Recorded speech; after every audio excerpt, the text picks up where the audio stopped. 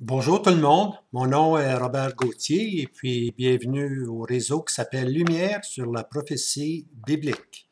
Vous pouvez vous abonner et puis vous allez voir, quand vous allez vous abonner, vous allez voir, il y a une petite cloche, là, juste mettre la petite cloche dessus. Ceci veut dire qu'automatiquement, vous allez avoir de nos vidéos lorsqu'ils sortent. Alors aujourd'hui, on a deux Timbits, deux expressions prophétiques, une terminologie assez spéciale.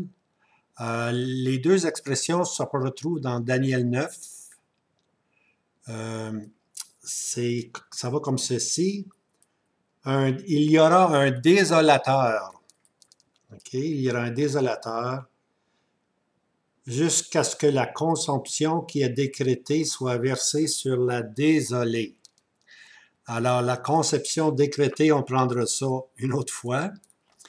Mais l'expression un désolateur et la désolée. Ça, je lis dans Daniel 9, le dernier verset qui est le verset 27, hein? 27, ouais. Alors, on va commencer avec le plus simple. OK? La désolée. Qui est la désolée? Ben, rapidement, on peut le dire, c'est Jérusalem qui est la désolée. Hein?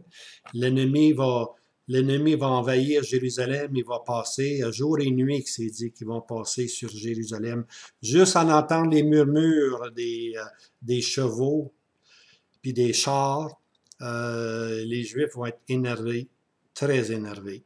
Alors, c'est le moment qui est attendu lorsque Jérusalem sera un jour attaqué.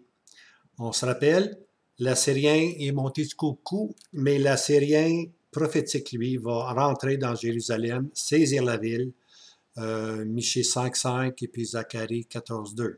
La moitié de la ville va être prise, tout simplement, puis les femmes vont être violées. Alors ça, tout ça va se passer sur la désolée. Alors la désolée, c'est Jérusalem.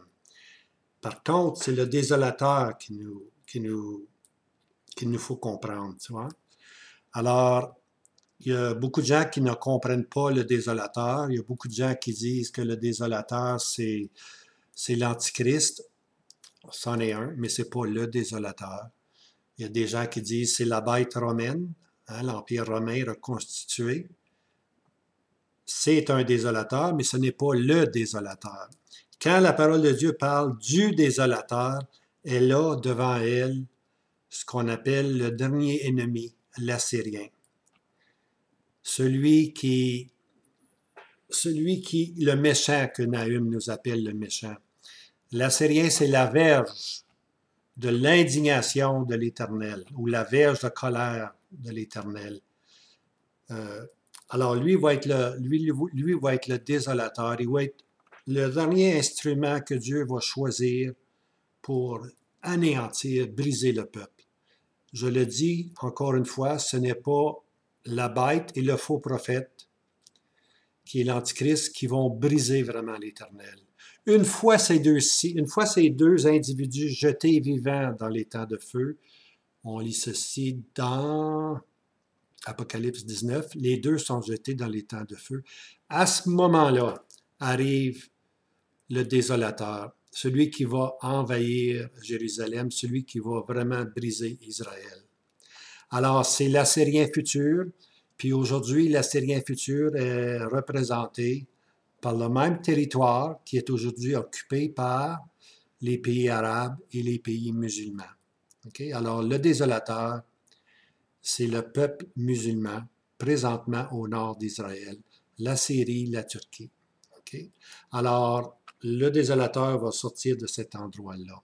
Okay? Ce n'est pas l'Ouest qui va briser le peuple. En d'autres mots, l'Ouest, quand j'appelle l'Ouest, moi je parle de l'Empire romain et je parle aussi de l'Antichrist qui sont ensemble, les deux ensemble.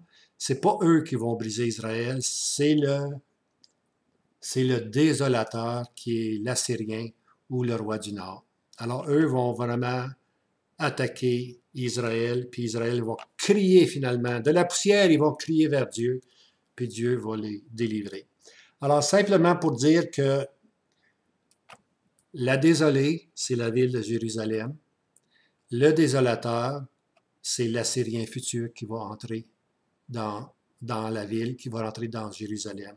Lui est vraiment le désolateur. Alors, le désolateur, c'est l'Assyrien prophétique qui doit venir, qui doit arriver bientôt, puis il est composé de tous les pays arabes et les pays musulmans. Alors, c'est assez pour le désolateur pour le moment. Je vais une autre fois prendre peut-être le désolateur, particulièrement dans Ésaïe, toutes les fois qu'on fait mention du désolateur. La Vierge, le courroux de Dieu, c'est toujours le même personnage. Ce sont les pays arabes et musulmans présentement. Historiquement, c'était l'Assyrien historique, mais présentement, ils ont été remplacés par tous ces peuples-là qui sont là. C'est le même peuple, dans le fond. Ils ont simplement changé de nom, ils ont changé de territoire, mais c'est la même haine. Tu vois, l'Assyrien haïssait Jérusalem, puis haïssait que le gouvernement de Dieu était à Jérusalem. C'est ça qu'il haïssait, que le gouvernement de Dieu soit à Jérusalem. Alors son but, c'était de détruire Jérusalem, puis de prendre, lui, contrôle du monde, hein? Ce fils de Bélial que Nahum appelle.